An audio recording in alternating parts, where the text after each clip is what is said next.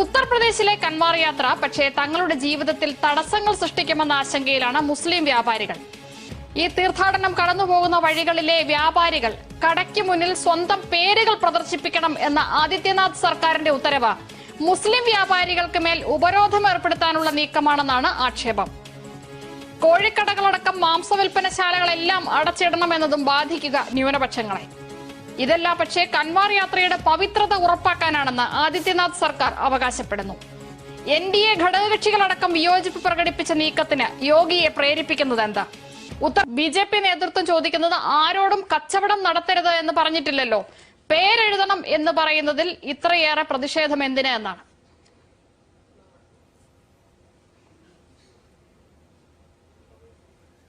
നിഷ, ഇവിടെ കഴിഞ്ഞ 10 വർഷമായിട്ട് BJPയുടെ ഇന്ത്യയിലെ വിജയ ഫോർമുല എന്ന് വെച്ചാൽ അത് കടുത്ത വർഗീയതയെ വിളംബരം ചെയ്യുക, വർഗീയതയെ ചേർത്ത് പിടിക്കുക, എല്ലാ നീതിയും നിയമവും രാജധർമ്മവും കാറ്റിൽ പറത്തിക്കൊണ്ട് വർഗീയ ഫാസിസ്റ്റ് നയങ്ങൾ ഭരണകൂട ചെയ്തികളുടെ ഭാഗമാക്കുക എന്നുള്ളതാണ്. അതിൻ്റെ ഏറ്റവും വലിയ പരീക്ഷണശാലയായിരുന്നു ഉത്തർപ്രദേശ്. ഉത്തർപ്രദേശിലെ പിന്നാമ്പുറ കഥകൾ ഒരല്പം പിറകോട്ട് നമ്മളൊന്ന് ചിന്തിച്ചാൽ, അവിടെ ഈ പൗരത്വ ബില്ലിന്റെ കാലത്ത് അവിടെ വെടിവെച്ച് കൊന്നത് 2 ഡസനോളം ആളുകളെയാണ്. അവിടെ 1000-ലധികം കോടി രൂപയുടെ വസ്തുവകകൾ ഇവരെ ഗാങ്സ്റ്റർ ആക്ടും ദേശവിരോധ ദ്രോഹ നിയമവും ഒക്കെ പ്രയോഗിച്ചുകൊണ്ട് അവർ പിടിച്ചെടുക്കുകയുണ്ടായി. അവിടെ 100 കണക്കിന് ആളുകൾ UAPA ചുമത്തപ്പെട്ട് അറസ്റ്റ് ചെയ്തു. യോഗി ആദിത്യനാഥ് അത്തരത്തിലുള്ളൊരു തീരുമാനം എടുക്കണമെങ്കിൽ എന്താണ് അതിലൂടെ ലക്ഷ്യം വെക്കുന്നത് എന്ന് വളരെ വ്യക്തമാണ്. അത് ചിരാഗ് പാസ്വാൻ തൊട്ട് KC ത്യാഗി തൊട്ട് NDAക്കകത്തുള്ള നേതാക്കൾക്ക് തന്നെ വളരെ വ്യക്തമായി ബോധ്യമായിട്ടുണ്ട്. പിന്നെ നിഷ, ഇങ്ങനൊരു ചോദ്യം അതിന് ഉപചോദ്യമായിട്ട് ചോദിക്കേണ്ട ഒരു കാര്യമുണ്ടോ എന്ന് ഞാൻ സംശയിച്ചു പോവുകയാണ്. എന്താണ് യോഗി ആദിത്യനാഥ് ലക്ഷ്യം വെക്കുന്നത് എന്ന് വളരെ കൃത്യമാണ്. UPയിലെ ജനങ്ങൾ വർഗീയതക്കെതിരായ ജനവിധി അവിടെ നടത്തി. UPയിലെ BJP പാർട്ടിക്കകത്ത് വലിയ പട തനിക്ക് നേരെ ഉരുണ്ടുകൂടുന്നത് അദ്ദേഹം മനസ്സിലാക്കുന്നു. അതിനെയൊക്കെ വർഗീയത കൊണ്ട് മൂടി വെച്ച് അതിജയിച്ച് മുന്നോട്ട് പോകാം എന്ന് ഒരിക്കൽ കൂടി അദ്ദേഹം കരുതുകയാണ്. ആകെ കൈവശമുള്ള രാഷ്ട്രീയം വർഗീയത മാത്രമാണ്. ജനങ്ങളുമായി ശ്രീ ഗോപാലകൃഷ്ണൻ, അതോടൊപ്പം ചേർത്ത് ചോദിക്കാനുള്ളത്, ഈ കാവ്യ യാത്രയുടെ പവിത്രതയും വ്യാപാരികളുടെ പേരുമായി എന്താണ് ബന്ധം?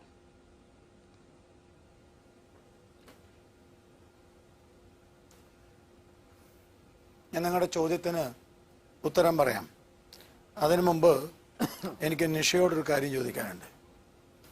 നിഷ, നിങ്ങളെപ്പോലെയുള്ള കേരളത്തിലെ മാധ്യമ പ്രവർത്തകർക്ക് വേറെ ഒരു പണിയുമില്ലേ?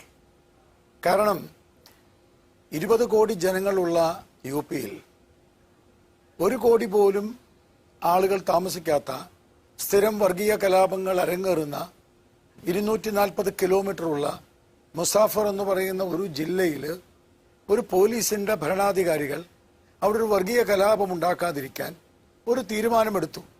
ആ തീരുമാനത്തെ നിങ്ങൾ എന്തിനാ കേരളത്തെ കൊണ്ടുവന്ന് വിഷം കലക്കി ഈ സമൂഹത്തിലെ ജനങ്ങളുടെ ഇടയിൽ ഈ വിദ്വേഷം പരത്താൻ വേണ്ടി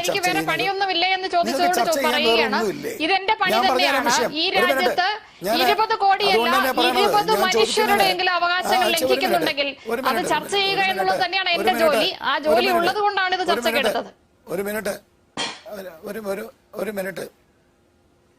മിനിറ്റ് നിങ്ങൾ ആ ചർച്ചക്കെടുത്തതിന്റെ വിഷയത്തിലാണ് എന്നെ വിളിച്ചത്. ഞാൻ പറയുന്ന ഒന്ന് കേൾക്കുക. 20 കോടിയൊന്നും വേണ്ടാന്ന്, 3.5 കോടി ജനങ്ങളുള്ള കേരളത്തില് കോളറ തിരിച്ചു വന്നു, മഞ്ഞപ്പിത്തം പടരുക, പനി പടരുക, സിക്ക വന്നു, നിപ്പ വന്നു. ഇവിടുത്തെ ആരോഗ്യമന്ത്രി സഭയുടെ കാര്യം അന്വേഷിച്ച് നടക്കുക ഭർത്താവിന്റെ കൂടെ. നിങ്ങൾക്ക് കേരളത്തിലെ ആരോഗ്യ പ്രശ്നം ചർച്ച ചെയ്യാനില്ലേ? നിങ്ങൾ കഴിഞ്ഞ 10 ദിവസത്തെ ചർച്ചയിൽ ചർച്ച കണ്ടില്ലല്ലോ. എത്ര ആളുകൾ ഇവിടെ ഒരു MP ഉണ്ട്, ആ വെള്ളത്തിൽ വീണ ആ ജോയി എന്ന് പറഞ്ഞ ആ മനുഷ്യൻ മരിച്ചപ്പോ കണ്ടില്ലല്ലോ MP-യെ. അയാൾ പറഞ്ഞ ഞാൻ ഫേസ്ബുക്ക് പോസ്റ്റ് ഇട്ടുന്ന. നിങ്ങൾ ചർച്ച ചെയ്തോ?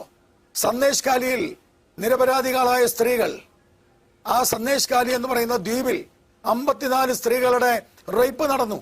നിങ്ങൾ ചർച്ച ചെയ്തില്ലല്ലോ. റുപൂർ ശർമ്മയുമായി ബന്ധപ്പെട്ട് രാജസ്ഥാനിൽ പരസ്യമായിട്ട് ഡേ ലൈറ്റിൽ ഒരാളെ കഴുത്തറുത്ത് കൊന്നു. നിങ്ങൾ ചർച്ച ചെയ്തില്ലല്ലോ. നിങ്ങളിപ്പോ ഇവിടെ ചർച്ച ചെയ്യുന്ന വിഷയം എന്താണെന്ന് നിങ്ങൾ വിചാരിക്കുന്നത്? നിങ്ങൾ എന്താ ചർച്ച ചെയ്യുന്നത്? ഞാൻ ചോദിക്കട്ടെ, ഇന്ത്യയിലെ നിയമം അനുസരിച്ച് എല്ലാ ഷോപ്പിന്റെ ഉടമസ്ഥന്മാരും അവരുടെ ലൈസൻസിന്റെ പേര്, ആരുടെ പേരാണോ ലൈസൻസ്, ആ ലൈസൻസ് പ്രദർശിപ്പിക്കണം. അത് ഇന്ത്യയിലെ നിയമത്തിന്റെ ബാധയാണ്. അത് ഇന്ത്യയിലെ നിയമത്തിന്റെ ബാധകമാണ്. 240 കിലോമീറ്റർ ദൂരം മുസാഫർ നഗറിലൂടെ ഒരു നിങ്ങളിപ്പോ കുറെ നേരമായി കാവടി യാത്ര എന്ന് പറയുന്നു. അതിന്റെ പേര് കാവടി യാത്ര എന്നല്ല, അതിന്റെ പേര് കൻവർ യാത്ര എന്നാ. ഈ കൻവർ യാത്ര എന്ന് പറഞ്ഞാൽ അത് ഐതിഹാസികമായിട്ടുള്ള ഭാരതത്തിന്റെ പുരാണവുമായി ബന്ധപ്പെട്ട യാത്രയാണ്. പരമശിവനെ ചിലപ്പോ എനിക്ക് തെറ്റിയതായിരിക്കും, പക്ഷെ ഉത്തരേന്ത്യയിലെ BJP നേതാക്കളടക്കം കാവടി യാത്ര എന്നാണ് പറയുന്നത്. ശ്രീ ഗോപാലകൃഷ്ണൻ, നിങ്ങൾക്ക് തെറ്റാൻ പാടില്ല, BJP ആളുകൾക്ക് തെറ്റും. ഇത് കൻവർ യാത്ര എന്നാ. കൻവർ എന്നുള്ളതിന്റെ അർത്ഥം എന്താന്നുള്ളത് നിങ്ങൾ ആദ്യം പോയി മനസ്സിലാക്കൂ. അല്ലാണ്ട് BJP-ക്കാർ പറഞ്ഞത് നിങ്ങൾ ഏറ്റു പറയല്ലോ ചെയ്യേണ്ടത്. നിങ്ങൾ പഠിച്ചിട്ട് വേണം പറയാൻ. ഞാൻ ചോദിക്കട്ടെ? അല്ലല്ല, ആയിക്കോട്ടെ, നിങ്ങൾ തിരുത്തണോ? അത് ഞങ്ങളുടെ നേതാക്കന്മാർ പറഞ്ഞു എന്നുള്ളതല്ല, അത് കൻവർ യാത്ര എന്നാ. ശരി, എന്താ കാരണം? ആ യാത്രയുടെ അടിസ്ഥാനം എന്താ? ആ യാത്ര എന്ന് പറഞ്ഞാൽ നാഗസന്യാസികളുടെ യാത്ര. നിങ്ങൾക്കറിയില്ല, നിങ്ങൾ കേട്ടോളൂ. നാഗസന്യാസികളെ പോലെ സന്യാസി സമൂഹം പരശുരാമൻ സ്വീകരിച്ച ഒരു സമീപനമുണ്ട്. ഗംഗാജലം എടുത്ത് ശിവലിംഗത്തിൽ അഭിഷേകം ചെയ്യുക. ആ ശിവലിംഗത്തിൽ അഭിഷേകം ചെയ്യാൻ നടക്കുന്ന ഒരു യാത്രയാണ്. ആ യാത്ര മുസാഫർ നഗറിലൂടെയാണ് പോവുക. അതിന് ആ യാത്രയിൽ അവർ കയ്യിൽ വെക്കുന്ന ഒരു ജലമുണ്ട്, അത് ഗംഗാജലമാണ്. അതിനൊരു പാത്രമുണ്ട്. ആ പാത്രം എന്ന് പറയുന്നത് 12 അടിയുടെ ഉയരത്തിൽ പോകാൻ പാടില്ല. അതിപ്രാവശ്യം പോലീസ് കൊണ്ടുവന്ന നിയമമാണ്. ആ പാത്രം കയ്യിൽ പിടിക്കുന്ന ആളുകൾ അവരുടെ ഐഡന്റിറ്റി പറയണം. അത് ഏത് സന്യാസിയാണെങ്കിലും ഐഡന്റിറ്റി കാർഡ് ഉണ്ടാവണം, എങ്കിലേ യാത്രയിൽ പങ്കെടുക്കാൻ പാടൂ. അത് പോലീസ് കൊണ്ടുവന്ന നിയമമാണ്. ആ യാത്രയിൽ കൂട്ടമായി പോകാൻ പാടില്ല. ഞാൻ പറഞ്ഞുതരാം, നിങ്ങളൊന്ന് സമാധാനിപ്പിക്കൂ. അപ്പോ ഈ കാവടി യാത്ര, കൻവർ യാത്രയില് രണ്ടാമത്തെ കാര്യം, ഇത് ഉത്തർപ്രദേശിലെ മുസഫർ നഗറിൽ മാത്രമാണ് നടക്കുന്നത് എന്നുള്ളത് എനിക്ക് വളരെ വിചിത്രമായി തോന്നുന്നു. കാരണം ഉത്തരേന്ത്യയിലെ ഏതാണ്ട് പ്രധാനപ്പെട്ട എല്ലാ സംസ്ഥാനങ്ങളിലും ഈ യാത്ര നടക്കുന്നുണ്ട് എന്നുള്ളതാണ്.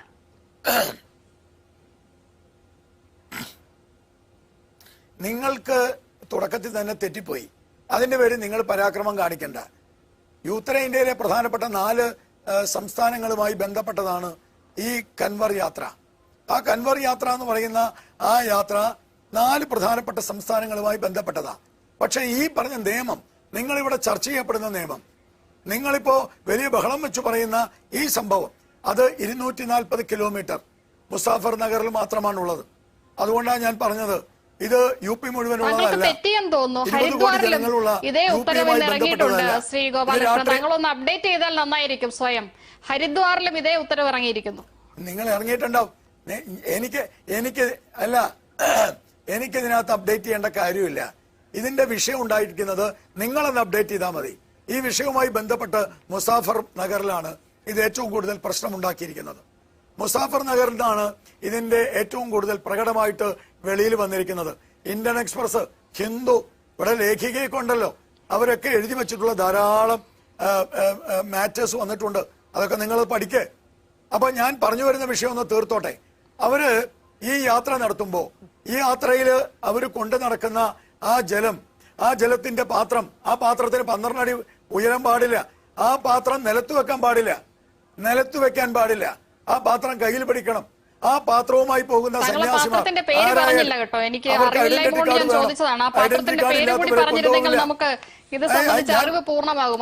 സാരില്ല. അല്ല, പാത്രത്തിന്റെ പേരുണ്ടെങ്കിൽ നിങ്ങൾക്ക് അറിവുണ്ടാവൂ എന്ന് പറഞ്ഞാൽ നിങ്ങൾ കുറച്ചു നേരം വെയിറ്റ് ചെയ്യൂ, ഞാൻ നോക്കിയിട്ട് പറയാം. കാരണം നിങ്ങളുടെ ചർച്ച പാത്രത്തിന്റെ പേരായിരുന്നില്ലല്ലോ. നിങ്ങളുടെ ചർച്ച കാവടി യാത്രയല്ലേ, പാത്രമല്ലല്ലോ. അതുകൊണ്ടാണ് ഞാൻ ഈ പാത്രത്തെ കുറിച്ച് പറഞ്ഞത്. അതുകൊണ്ട് നിങ്ങളവിടെ കുത്തിയിരുന്നിട്ട് ഗൂഗിൾ നോക്കിയിട്ട് പാത്രത്തിന് ആയിക്കോട്ടെ. നിങ്ങളുടെ മുമ്പിൽ ഒരു സാധനം ഉണ്ടല്ലോ, അത് വെച്ചാ ഗൂഗിൾ കുത്ത്, അപ്പൊ അതിൽ കിട്ടും പാത്രത്തിന്റെ പേര്. പാത്രത്തിന്റെ അളവ് ഞാൻ പറഞ്ഞല്ലോ, അതിനുള്ളിലുള്ള ജലത്തിന്റെ കാര്യവും പറഞ്ഞല്ലോ. ഇനി അതിനുള്ളിരിക്കുന്ന ഗൂഗിൾ ഉണ്ടല്ലോ, അതൊന്ന് കുത്ത്. കയ്യിലൊരു സാധനം ഉണ്ടല്ലോ. അപ്പൊ നിങ്ങൾ എന്നോട് ചോദിക്കുന്ന എന്തിനാന്ന് എനിക്കറിയാം. അതൊക്കെ നിങ്ങൾ മനസ്സിൽ വെച്ചാൽ മതി, അതൊന്നും എന്നോട് എടുക്കണ്ട. ഇനി ഞാൻ അങ്ങോട്ട് പറയാം. ആ 240 കിലോമീറ്ററിന്റെ ഫോട്ടോ വെച്ച് ഞാന് നിങ്ങൾക്ക് അതുമാത്രമേ പറഞ്ഞു തരണം. അതുമാത്രം പറഞ്ഞു തരണം എന്നുണ്ടെങ്കിൽ ഞാൻ പറഞ്ഞു തരാന്ന്. ഇതൊന്നും അത്ര വലിയ കാര്യമുള്ള കാര്യമൊന്നും അല്ല. ശ്രാവണ പൗർണമി ശരി, താങ്കൾ എന്തായാലും വിഷയത്തിലേക്ക് വരൂ. എന്തിന് പേര് വെക്കണം? ഈ യാത്ര നടക്കുന്നത്. ശരി, അല്ല പറയാം, ഞാനതിലേക്ക് വരട്ടെ.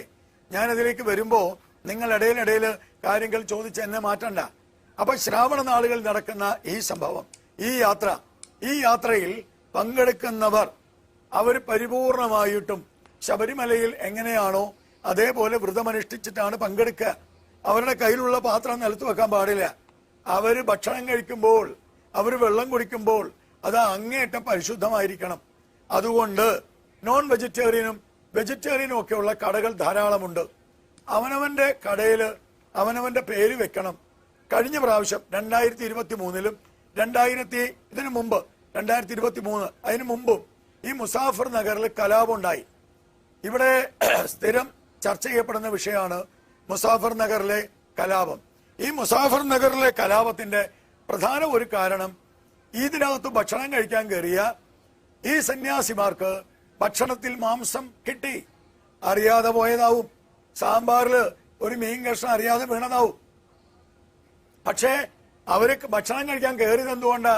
അതിന്റെ മുമ്പിൽ ശിവലിംഗം, അതിന്റെ മുമ്പിൽ ഗുരുവായൂരപ്പൻ, അതിന്റെ മുമ്പില് ഗണപതി, അതിന്റെ മുമ്പില് ഹനുമാൻ, അതിന്റെ മുമ്പില് ശ്രീരാമൻ. എന്നിട്ട് കടയിലേക്ക് വിളിക്കുകയാണ്, വരൂ വരൂ വരൂ, ശ്രീരാമ ഭക്തിയില് ശിവഭക്തിയില് ഇവിടെ ഭക്ഷണം കഴിക്കാം. എന്തിനാ അത് ചെയ്യുന്നേ? നിങ്ങൾ എന്തിനാണ് ഈ കച്ചവടക്കാരെന്തിനാണ് അത് ചെയ്യുന്നത്? അത് ചെയ്ത ആളുകളെ വഞ്ചിക്കല്ലേ? അപ്പൊ ഭക്ഷണം കഴിക്കാൻ കയറും. അപ്പോഴാണ് അത് നോൺ വെജിറ്റേറിയൻ. ഒന്നുകിൽ അടുക്കളയിൽ നോൺ വെജിറ്റേറിയൻ, മീൻ കിട്ടി, മാംസം കിട്ടി, കലാപമായി. ഒരു കലാപമുണ്ടായാൽ ആര് മറുപടി പറയും? അപ്പൊ പോലീസ്, അഭിഷേക് സാങ്വി എന്ന് പറയുന്ന അവിടുത്തെ SP, അവിടുത്തെ എല്ലാവരെയും വിളിച്ചുകൂട്ടി. ആ വിളിച്ചുകൂട്ടിയതിന്റെ കൂട്ടത്തില് പ്രധാനപ്പെട്ട ഒരു സ്വാമിയുണ്ട്. ആ സ്വാമിയുടെ പേര് പറയാം ഞാൻ, യേശ്വർ മഹാരാജാവ്. മുസാഫർ നഗറിലെ ഒരു പ്രധാനപ്പെട്ട മഠത്തിന്റെ മഠാധിപതിയാണ്. UP-യിലൊക്കെ മഠാധിപതി എന്ന് പറഞ്ഞാൽ വലിയ സ്വാധീനമാണ്. അയാളും അതുമായി ബന്ധപ്പെട്ട് ഒരുമിച്ച് കൂടിയ ആൾക്കാരും അവിടുത്തെ പോലീസിനോട് പറഞ്ഞു, എല്ലാവരും അവരുടെ ലൈസൻസ് പ്രദർശിപ്പിക്കണം. ആ ലൈസൻസ് പ്രദർശിപ്പിക്കണമെന്നുള്ളത് ഇന്ത്യയിലെ നിയമമാണ്. നിങ്ങൾ എവിടെ പോയാലും ലൈസൻസ് പ്രദർശിപ്പിക്കണം. ആ ലൈസൻസ് പ്രദർശിപ്പിക്കണമെന്ന ഇന്ത്യയിലെ നിയമം എല്ലാവർക്കും ബാധകമാവണം. ശിവലിംഗം വെച്ച ആളുകളെ പറ്റിക്കരുത്, ഗണപതിയെ വെച്ച ആളുകളെ പറ്റിക്കരുത്. ഇതില് യോഗി ആദിത്യനാഥിന് ഒരു പ്രശ്നവുമില്ല. BJPയുടെ ആളുകൾ തന്നെ ചില ആളുകൾ ഇത് വേണ്ടാന്ന് പറഞ്ഞിട്ടുണ്ട്.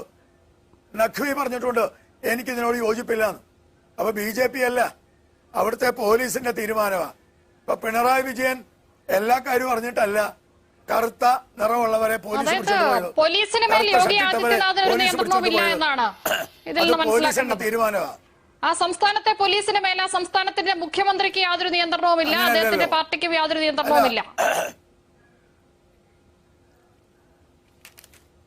അങ്ങനെയല്ലല്ലോ.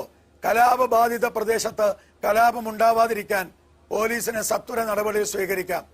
കലാപമുണ്ടായാൽ നാളെ ഇതാണ് BJPയുടെ വാദം. ശ്രീമതി ലിസ് മാത്യു, ഈ യാത്രയുടെ സുരക്ഷയാണ്, ആ മേഖലയിലെ ക്രമസമാധാന പാലനമാണ് പ്രശ്നം എന്ന സർക്കാരിന്റെ വാദം, പോലീസിന്റെ വാദം എത്ര കണ്ട് സ്വീകരിക്കപ്പെടുന്നതാണ്? പ്രതിപക്ഷത്തിന്റെ നിലപാടിന് എത്ര കണ്ട് അടിസ്ഥാനമുണ്ട്?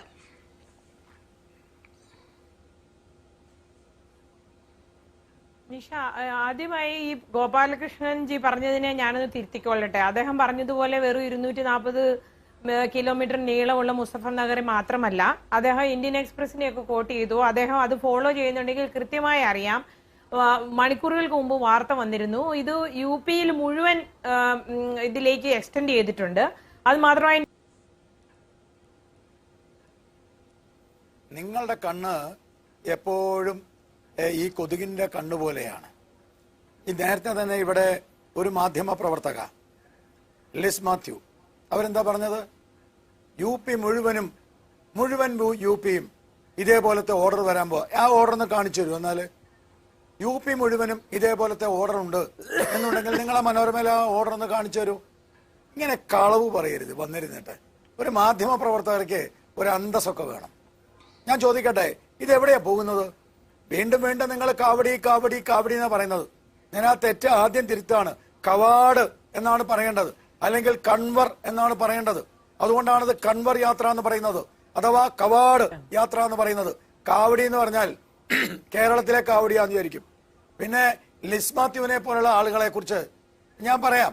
കാരണം നമ്മുടെ മാധ്യമ പ്രവർത്തകരുടെ നിലവാരം വളരെ കൃത്യമല്ലേ. ഒരു മസാല ദോശയില് സവർണ ഫാസിസവും സവർണ ഹിന്ദുത്വവും കണ്ട മൂന്നാംകട മാധ്യമ പ്രവർത്തകരുടെ കൂട്ടത്തിൽ പലരും ഉണ്ടാവും. ലിസ് മാത്യുവിനെ എനിക്ക് നന്നായിട്ട് അറിയാം. അവരെ എന്നോട് നേരിട്ട് സംസാരിച്ചിട്ടുണ്ട്. അവരും ഞാനും മുഖാമുഖം സംസാരിച്ചിട്ടുണ്ട്. അത് അവർക്ക് ഓർമ്മയുണ്ടോന്ന് അവർക്ക് അറിയില്ല. ആ മുഖാമുഖം സംസാരിച്ചപ്പോ അവരെന്നോട് പറഞ്ഞിട്ടുണ്ട്, പണ്ടത്തെ കോൺഗ്രസ് സർക്കാരല്ല ഇപ്പോ ഒന്നും കിട്ടുന്നില്ല ഞങ്ങൾക്ക് വാർത്തക്ക്. അതുകൊണ്ട് ഞങ്ങൾക്കൊന്നും വാർത്ത കിട്ടാത്തതുകൊണ്ട് ഞങ്ങൾക്ക് ദാരിദ്ര്യമാ, വല്ലാത്ത വിഷമമാ. ഈ സ്ത്രീ എന്നോട് നേരിട്ട് സംസാരിച്ചിട്ടുണ്ട്. എവിടെ വെച്ചാന്ന് അവർ ഓർക്കട്ടെ, ഇല്ലെങ്കിൽ ഞാൻ അവർക്ക് പറഞ്ഞു കൊടുക്കാം. നിഷ, ഞാനൊരു കാര്യം പറയാം. ചർച്ചയ്ക്ക് വന്നിരിക്കുമ്പോൾ മാന്യമായി പെരുമാറണം. ലിസ് മാത്യു എന്നോട് ചോദിച്ചത് നിങ്ങളുടെ ചോദ്യത്തിലെ കാവടി യാത്രയെ കുറിച്ചല്ലോ. ശ്രീ ഗോപാലകൃഷ്ണൻ, ചർച്ചയിൽ പങ്കെടുക്കുന്ന മറ്റതിഥികളെ കുറിച്ചുകൂടി മാന്യമായി താങ്കൾ പെരുമാറണം, സംസാരിക്കണമെന്നാണ് ഞാൻ പറയുന്നത്. നിങ്ങൾ തമ്മിൽ നടത്തിയിട്ടുള്ള സംസാരങ്ങളോ സംഭാഷണങ്ങളോ പറയാനുള്ള വേദിയല്ല ഇത്. താങ്കളും മാന്യത കാണിക്കണം. ഞാൻ മാന്യത നിങ്ങളോട് ഞാൻ തിരിച്ചു ചോദിക്കുക.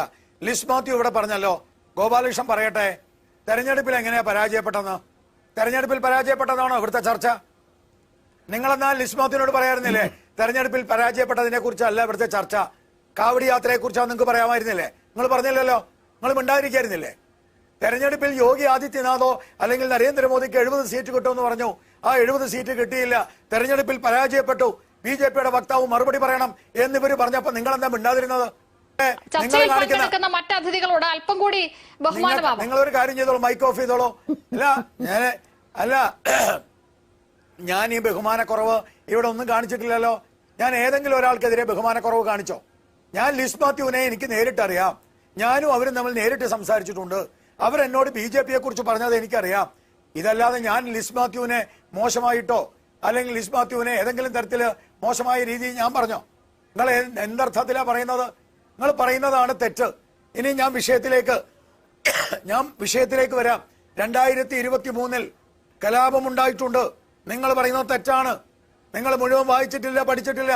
മുസാഫർ നഗറിൽ ഈ കാവടി യാത്ര അഥവാ ഈ കൺവർ യാത്രയുമായി ബന്ധപ്പെട്ട് കലാപം ഉണ്ടായിട്ടുണ്ട്, FIR ഉണ്ടായിട്ടുണ്ട്.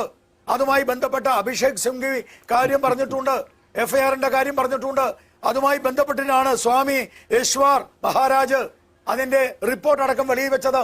അതിനകത്ത് പറയുന്ന കാര്യം എന്ന് പറയുന്നത് മറ്റൊന്നുമല്ല, ശിവലിംഗം കാണിച്ച്, ശ്രീരാമനെ കാണിച്ച്, ഹനുമാനെ കാണിച്ച് വരൂ എന്ന് പറഞ്ഞ ആളുകളെ അട്രാക്ട് ചെയ്ത് ഈ പാവങ്ങളെ അവരുടെ ഹോട്ടലിലേക്ക് വലിച്ചു കൊണ്ടുപോകുന്നു. ആ ഹോട്ടലിൽ പരിശുദ്ധി, അവർ പ്രതീക്ഷിക്കുന്ന പരിശുദ്ധി, അതായത് ഈ യാത്രയിൽ പങ്കെടുക്കുന്ന സന്യാസിമാർ വിചാരിക്കുന്ന അല്ലെങ്കിൽ യാത്രയിൽ പങ്കെടുക്കുന്നവർ അവർ മനസ്സിൽ കാണുന്ന പരിശുദ്ധി അവിടെ ഇല്ലാതാവുന്നു. അത് ചോദ്യം ചെയ്യപ്പെടുമ്പോൾ അവിടെ സംഘർഷം ഉണ്ടാകുന്നു. അത് വളരെ പെട്ടെന്ന് കമ്മ്യൂണലാകുന്നു. അതുകൊണ്ട് ഇന്ത്യയിലെ നിയമം, ഇത് തലയില് മറ്റേ സാധനം വെച്ചിട്ടാണല്ലോ പാർലമെന്റിൽ പോയത് നമ്മുടെ രാഹുൽ ഗാന്ധി. ആ കോൺഗ്രസിന്റെ നേതാവ് രാഹുൽ ഗാന്ധി പറഞ്ഞല്ലോ, എന്താ പറഞ്ഞത്? നമ്മുടെ ഭരണഘടന കാണിച്ചില്ലേ? ഇത് ഭരണഘടനയിലുള്ളതാ, ഭരണഘടനയുമായി ബന്ധപ്പെട്ടതാ നിയമം. ആ നിയമത്തിൽ വളരെ കൃത്യമാ, ഇന്ത്യയിലെ എല്ലാ ഷോപ്പ് ഓണേഴ്സും അവരുടെ ലൈസൻസി ആരാണോ അവരുടെ പേര് പ്രദർശിപ്പിക്കണം. ഈ നിങ്ങൾ എവിടെയെങ്കിലും അങ്ങനെ കട പൂട്ടണമെന്ന് പറഞ്ഞതായിട്ടുണ്ടെങ്കിൽ നിങ്ങൾ കാണിച്ചതാ. നിങ്ങൾ ആരോടാ നിങ്ങൾ എന്ത് വിവരക്കേടാ സംസാരിക്കുന്നത്? ഞാൻ അതിനു മുമ്പ് ലിസ് മാത്യുവിനോടും നിഷയോടും നൌഷദാലിയോടും പറയുന്നത്, ഇതൊരു നിയമമായിട്ട് UP വന്നത്. ഞാനിപ്പോൾ അത് തിരയായിരുന്നു. 2006 ലോ ഓൺ ഇറ്ററീസ് ഉത്തർപ്രദേശ് 2006 നിങ്ങളൊന്ന് പരിശോധിച്ചാൽ നിങ്ങൾക്ക് കിട്ടും. അതിൽ ചീഫ് മിനിസ്റ്റർ അന്ന് മുലായം സിംഗ് യാദവ് ആണ്, പ്രൈം മിനിസ്റ്റർ മൻമോഹൻ സിംഗ് ആണ്. അന്നെടുത്ത തീരുമാനം, every eatery has to write name of the owner, licence number and menu card before the shop, in front of the shop. അപ്പൊ in front of the shop ഇതൊക്കെ വെക്കണം എന്ന്. Every eatery has to write name of the owner, licence number and menu card. അത് 2006 law on ഇറ്ററീസ് Uttar Pradesh. അന്ന് മൻമോഹൻ സിംഗ് പ്രധാനമന്ത്രിയാണ്, chief minister Mulayam Singh Yadav ആണ്. ഇതുമായി ബന്ധപ്പെട്ടതാണ് ഇപ്പോഴത്തെ പ്രശ്നം. ഇപ്പോൾ ഒരു കടയും അടയ്ക്കാൻ പറഞ്ഞിട്ടില്ല. നിങ്ങൾ നേരത്തെ ഇവിടെ പറഞ്ഞത് 2023 പറഞ്ഞു എന്നാണ്. ഇത് ചർച്ച ഇന്നത്തെ വിഷയമാണ്. ഒരു കടയും അടയ്ക്കാൻ പറഞ്ഞിട്ടില്ല, ലൈസൻസ് പ്രദർശിപ്പിക്കണമെന്നേ പറഞ്ഞിട്ടുള്ളൂ. പിന്നെ എനിക്ക് പറയാനുള്ളത്, എപ്പോ BJP ജയിച്ചാലും അതിനെ വർഗീയത എന്ന് പറയും. വർഗീയത കൊണ്ട് ജയിച്ചു. BJP പരാജയപ്പെട്ടാലോ ഉടനെ പറയും ഭരണം അറിയാത്തതുകൊണ്ട് പരാജയപ്പെട്ടു എന്ന് പറയും. BJP പരാജയപ്പെടുമ്പോൾ ഭരണമില്ലെന്നും ജയിക്കുമ്പോൾ വർഗീയതയാണെന്നും പറയുന്ന ഒരു സ്വഭാവമാണ് ഇവിടുത്തെ പല പത്രമാധ്യമ രംഗത്ത് പ്രവർത്തിക്കുന്നവർക്ക്, ലിസ് മാത്യു അടക്കമുള്ളവർക്ക്. 2006 ഞാൻ ഇവിടെ ചർച്ച ചെയ്യപ്പെട്ട വിഷയം, നിങ്ങൾ എന്നോട് ചർച്ച ചെയ്യപ്പെട്ട വിഷയം, കാവടി യാത്രയുമായി ബന്ധപ്പെട്ട്, കാൺവർ യാത്രയുമായി ബന്ധപ്പെട്ട് എല്ലാ ഷോപ്പിന്റെ മുമ്പിലും ലൈസൻസിയുടെ പേര് വെക്കണം എന്നുള്ളത് 2006 മൻമോഹൻ സിംഗിന്റെ പ്രധാനമന്ത്രിയായ മുഖ്യമന്ത്രിയായിട്ടുള്ള മുലായം സിംഗ് യാദവിന്റെ നിയമമാണ്. ആ നിയമം ഇന്ത്യയിലെ മുഴുവൻ കടകൾക്കും ബാധകമാണ്.